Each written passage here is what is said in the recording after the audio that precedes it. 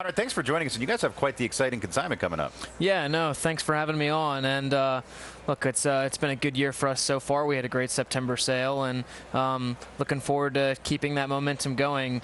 As with all things in this industry, there's no time to rest on laurels. So we're looking ahead to the November sale and hoping to make it another banner sale for Denali this year. Well, I truly think the schedule is what's caused so many prominent people in the industry to bring their kids on board and get involved because you need reinforcements and you need a lot of stamina to get through the schedule of the sales. But talk a little about how perhaps November is a little different.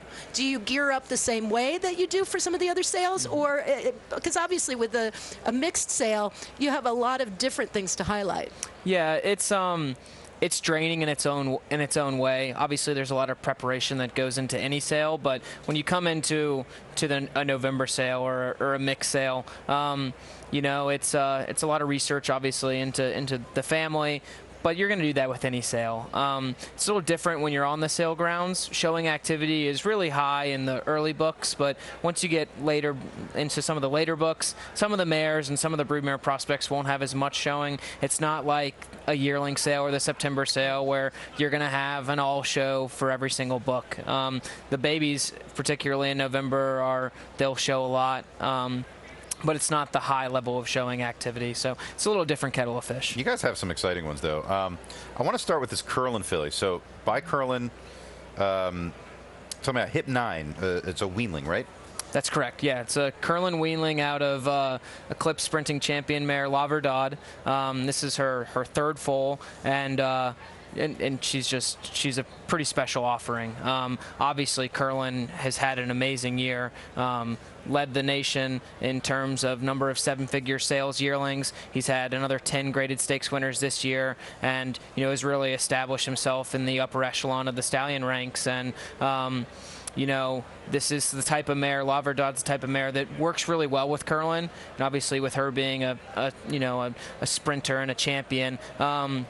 That speed injected over Keeneland has been really potent, and this filly is physically she's exactly what you're hoping for when you breed a mare like La Verdad to Keeneland, and just really athletic, extremely well balanced, and the mare's off to a really good start. Her first foal, Medaglia, is a 2-year-old in training with Linda Rice, who better to train a daughter of La Verdad than the trainer herself. And the Tappet filly last year in November brought 800,000. So look, the mare's getting every shot. She's been bred to 3 of the best stallions in North America, and she's an exciting offering. We're thrilled to have her. You also have, and you talk about La Verdad, such a great race mare in her own right. You have some horses that you're offering that are racing currently or have raced recently, like Ikimashu, who has been pretty exciting on the racetrack. Yeah, just a hard-knocking filly. Won the Bewitch here at Keeneland in April, and is always right there. Whenever she runs, that she's going to give you her best effort, and she's really exciting. Especially, she's got a very live pedigree update. Her half-brother in Australia, Harbor Views, is now 4 for 4 undefeated. So, when you have a filly that's accomplished on the racetrack like her, but also has things going on in the family and in the immediate family, there's blue sky ahead with her. You also wanted to talk about Hip 84. It's a Sherinian foal to Uncle Mo. That sounds pretty exciting. Yeah, so Sherini is a very unique offering. She's out of a broodmare of the year in Otzi, who is one of the best broodmares that we've seen in a long time. She's the dam of Shackelford and 4 other graded stakes winners. And this is just a unique opportunity because it's not a bloodline or a family that becomes available on the public market ever. So she's in foal to Uncle Mo. That's the same cross as Motown. Bernardini as a broodmare sire is the best living broodmare sire that we've seen, and certainly currently, obviously the broodmare sire of the likes of Catholic Boy, Dunbar Road, Serengeti Empress, and just goes into one of the best families in the stud book. And I can't wait for people to see her because she's a painting.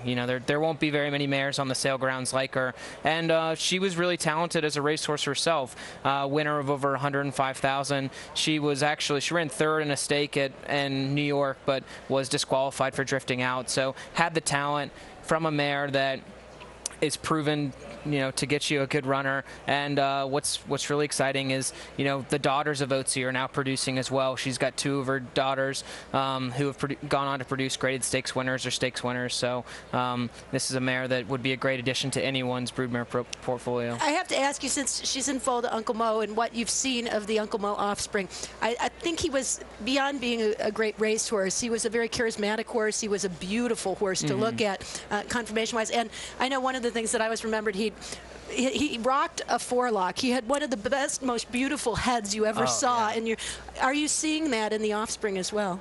Yeah, so we've got the Sharini's first foal by Violence next to her, and the reasons the foal was in is because it's a great representation of the mare, especially for her first foal. She's got great size, great balance. You see a lot of Otzi in not only the mare but also the offspring. And Uncle Mo gets you a fantastic physical as well as gets you a racehorse. So it's a good combination from our end.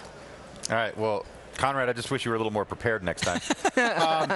Conrad, I've done about 4 or 5 of these interviews already. He's the only one that stepped on set without notes. So I don't know where you got this bravado from, but no, you must well have done, a passion. Sir. You must have a passion for this. Now we talk to a lot of people who grow up in the industry and are around it, but you can see that you have a real passion for it. Yeah, well, certainly passion makes anything in life easier. And look, when you get to sell these quality offerings that we're very fortunate to have, they make our jobs easy. It's just making sure that people are presented with the best information, and then the horses take care of the rest. So really looking forward to November. And I love the sales. I love the farm. I mean, this is in my blood, and I get to work alongside my dad every day, which is a really special thing. Well, it's a good thing that you're related to him, because someone might try to hire you away. There have been offers. Conrad Bandoroff of Denali stud here with quite a consignment coming up in the November sale. Thank you so much for joining us, and best of luck. Thanks for having me on, guys. Really appreciate it.